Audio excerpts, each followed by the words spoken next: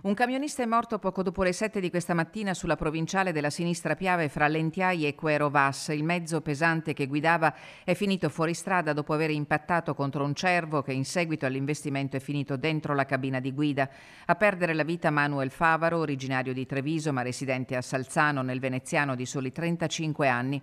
Per lui non c'è stato nulla da fare, eppure i sanitari dell'elisoccorso di Treviso si sono dovuti arrendere di fronte ai disperati quanto vani tentativi di rianimazione.